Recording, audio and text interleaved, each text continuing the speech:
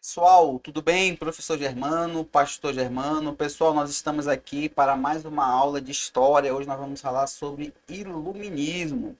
Certo, pessoal? Mas é logo mais depois da nossa vinheta.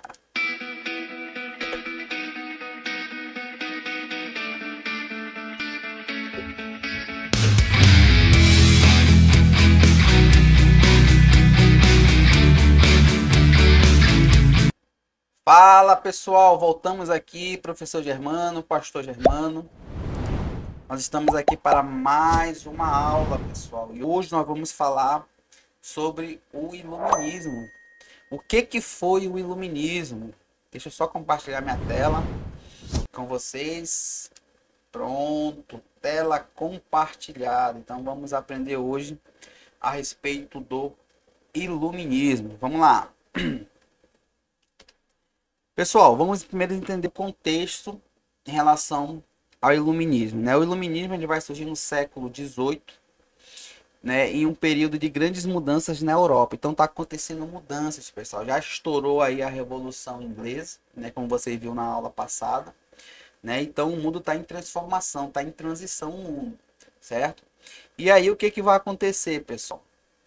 O que está acontecendo na Europa? O que está acontecendo no mundo? Então nós estamos aí tendo governos absolutistas. Nós vamos ver também que a Igreja Católica tem todo o poder, né? Onde todas as decisões giravam em torno da religião. Nós também acontecendo também mudanças na economia e aí também influências da Revolução Científica. Então perceba que o mundo está em transformação, né? Está em grandes mudanças aí. Nós vamos ver aí esse contexto para a gente poder entender o que foi o iluminismo. Vamos lá. Então, olha só, governos absolutistas. Então, olha só, a maioria dos países europeus, pessoal, era governado por reis, com poder absoluto. O que é o poder absoluto? É aquela ideia, pessoal, que o poder está concentrado na mão de uma só pessoa, né?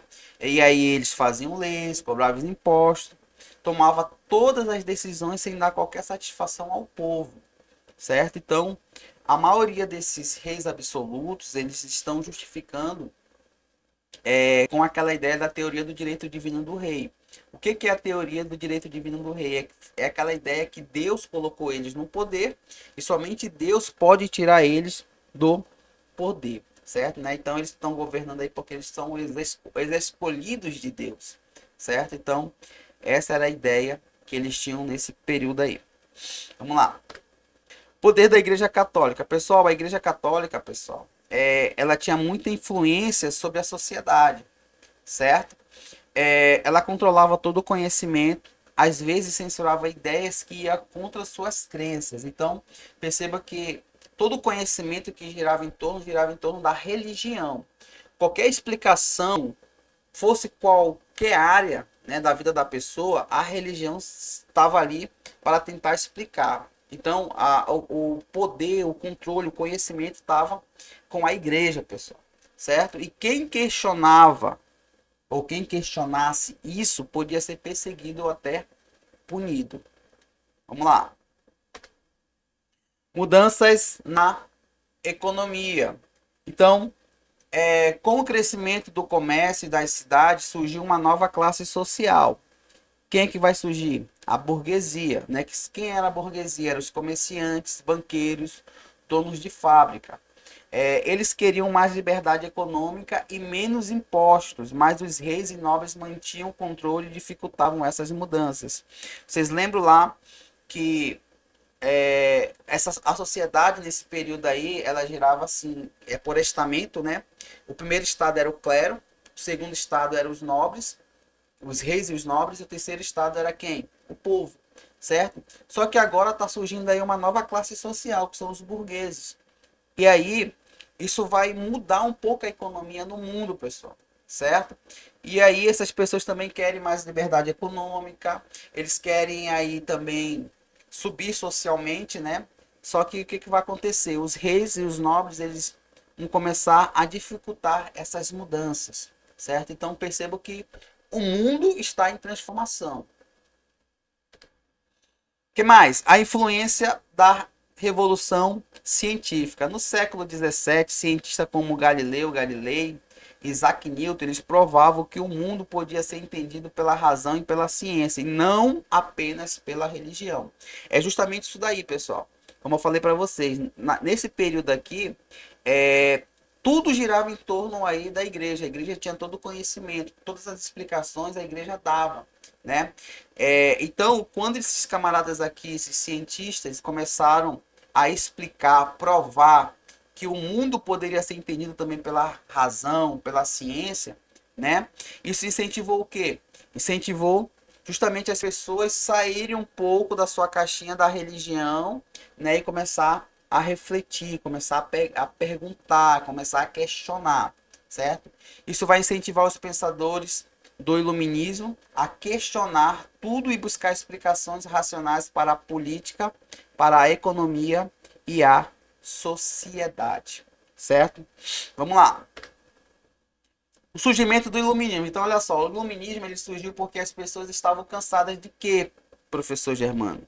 Do poder absoluto do rei, da influência da igreja na política e das desigualdades sociais. Então, por que surge o iluminismo? Justamente porque as pessoas estavam cansadas do poder absoluto do rei, da influência da igreja na política e das desigualdades sociais. As pessoas queriam mais igualdades, certo?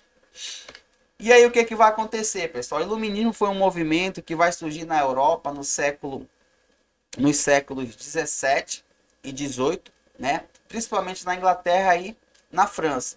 O iluminismo, pessoal, ele vai defender o uso da razão para melhorar a sociedade e vai inspirar eventos como a Revolução Francesa e as independências nas Américas. Então, percebam que nós já vimos aí a Revolução Inglesa, né, que vai ser o pontapé inicial, e em seguida vai acontecer o iluminismo, né, que vai ser aí o pontapé definitivo nesse processo de transição do período moderno para o período contemporâneo, certo? Vamos lá. E aí os pensadores iluministas, em que eles acreditavam, pessoal? Então vamos lá, isso aqui é uma ideia bem genérica, bem geral, porque daqui a pouco nós vamos ver, nas próximas aulas, nós vamos ver de forma específica cada pensador iluminista, não todos, mas apenas alguns. Vamos lá. O que eles pensavam, né? O que eles acreditavam? O poder da razão e a capacidade das pessoas de pensar por si mesmo, certo? Então eles queriam aí, de certa forma, incentivar que as pessoas pudessem pensar por si mesmo. Não que a igreja pudesse decidir as decisões deles, né? O pensamento deles. Então eles queriam que as pessoas tivessem essa capacidade de pensar por si mesmas. A importância da educação e do avanço da ciência, a crítica ao absolutismo, aos privilégios da nobreza e a influência da igreja na política, e a defesa da liberdade de pensamento e de um governo mais justo. Então perceba que tudo isso aí era os pensamentos deles, certo? Os pensamentos dos pensadores iluministas. Despotismo esclarecido. O que foi o despotismo esclarecido? Foi um modelo de governo, pessoal, certo? Esse modelo de governo, pessoal, era uma monarquia com ideias iluministas, certo? O rei governava com as ideias iluministas, certo? A ideia, pessoal, era melhorar a monarquia, melhorar o governo. Só que os reis pegaram essas ideias para justamente o quê? Continuar no poder, né? Então, olha só, o despotismo esclarecido foi um modelo de governo do século XVIII, onde alguns reis e líderes absolutistas começaram a adotar ideias iluministas sem abrir mão do poder. Os reis fizeram reformas para modernizar seus países, mas continuaram mandando sozinhos, sem permitir que o povo participasse do governo. Então, a ideia era justamente, pessoal, que o governo pudesse ser mais sem absolutismo, né? Mais livre, mais democrático.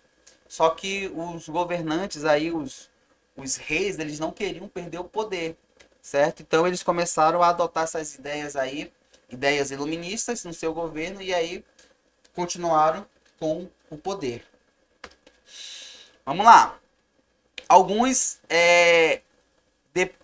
reis, né, que utilizaram aí o despotismo esclarecido: Frederico II, Catarina II, Marquês de Pombal, certo? No fim das contas, dessa reforma ajudava o povo, mas o objetivo principal era fortalecer o poder desses governantes. Como eu falei para vocês, pessoal, né? Por mais que fosse uma ideia boa, mas os governantes não queriam sair, pessoal, não queriam não queriam perder os seus privilégios, certo? Então, o que eles fizeram? Eles fortaleceram mais o poder dos governantes.